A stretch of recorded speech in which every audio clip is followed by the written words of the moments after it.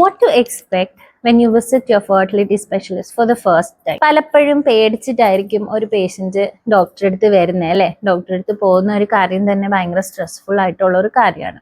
So don't worry, fertility സ്പെഷ്യലിസ്റ്റിന്റെ അടുത്ത് പോയ പാട് ഡോക്ടർ ആദ്യം ഹിസ്റ്ററിയാണ് ചോദിക്കാൻ പോകുന്നത്. ഹിസ്റ്ററി എന്ന് വെച്ചാൽ കല്യാണം കഴിഞ്ഞ് എത്ര കാലമായി, എത്ര കാലം ഒരുമിച്ച് താമസിച്ചിട്ടുണ്ട്, എത്ര കാലം ട്രൈ ചെയ്യുന്നുണ്ട്, മെൻസസ് കറക്റ്റ് ആണോ, പിന്നെ അതേപോലെ ഇനി എന്തെങ്കിലും വേറെ മെഡിക്കൽ ഇൽനെസ്സസ് ഉണ്ടോ, എന്തെങ്കിലും ഓപ്പറേഷൻ ചെയ്തിട്ടുണ്ടോ, ഇങ്ങനത്തെ ചെറിയ ചെറിയ ബേസിക് കാര്യങ്ങളായിരിക്കും ചോദിക്കുന്നത്. അത് കഴിഞ്ഞ് ഇതുവരെ നിങ്ങൾ എന്തെങ്കിലും ട്രീറ്റ്മെൻറ്റ് എടുത്തിട്ടുണ്ടെങ്കിൽ എന്തൊക്കെയാണ് ട്രീറ്റ്മെൻറ്റ് എടുത്തിട്ടുള്ളതെന്നുള്ളതാണ് ഡോക്ടർ നോക്കാൻ പോകുന്നത്.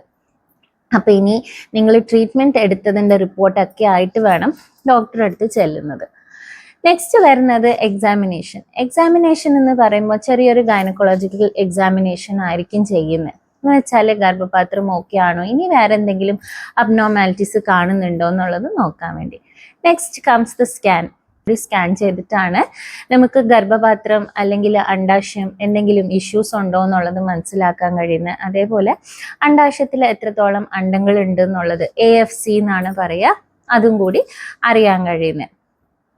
ഇനി മെയിൽസിന് വരുവാണെങ്കിൽ ബീജത്തിന്റെ അനാലിസിസ് ആണ് നോർമലി പറയുന്നത്. ഇനി ബീജത്തിന്റെ പ്രശ്നം എന്തെങ്കിലും ഉണ്ട് എന്നുണ്ടെങ്കിൽ ഒരു ഫിസിക്കൽ എക്സാമിനേഷൻ, ടെസ്റ്റിസിന്റെ സൈസ്, വാസിന്റെ പ്രസൻസ്, ആബ്സെൻസ്, ഇതൊക്കെ നോക്കാൻ വേണ്ടിയാണ് ഫിസിക്കൽ എക്സാമിനേഷൻ ചെയ്യുന്നത്. ഇനി നെക്സ്റ്റ് സ്റ്റെപ്പ് ആയിട്ടാണ് ഹോർമോണൽ അനാലിസിസ് വരുന്നത്. കുറച്ച് ബ്ലഡ് ടെസ്റ്റ് ആണ് ചെയ്യിപ്പിക്കുന്നത്. യൂഷ്വലി കോമൺ ആയിട്ട് ചെയ്യിപ്പിക്കുന്നത് AMH എന്ന് പറഞ്ഞൊരു ടെസ്റ്റാണ്. അത് നമ്മൾ അണ്ടത്തിൻ്റെ അളവ് അറിയാൻ വേണ്ടിയാണ് പെണ്ണുങ്ങളിൽ ചെയ്യിപ്പിക്കുന്നത്. അതല്ലാതെ തൈറോയിഡ് അല്ലെങ്കിൽ പ്രൊലാക്റ്റിൻ ഇങ്ങനത്തെ ടെസ്റ്റ് എന്തെങ്കിലും ഇൻഡിക്കേറ്റീവ് ആയിട്ട് സിംറ്റംസ് ഉണ്ടെങ്കിൽ നമ്മൾ ഈ ടെസ്റ്റിൻ്റെ റിപ്പോർട്ടൊക്കെ നോക്കിയിട്ടാണ് ഡോക്ടർ നിങ്ങൾക്ക് എന്തൊക്കെയാണ് ട്രീറ്റ്മെൻറ്റ് ഓപ്ഷൻസ് അവൈലബിൾ എന്നുള്ളത് പറഞ്ഞു കൊടുക്കുന്നത്.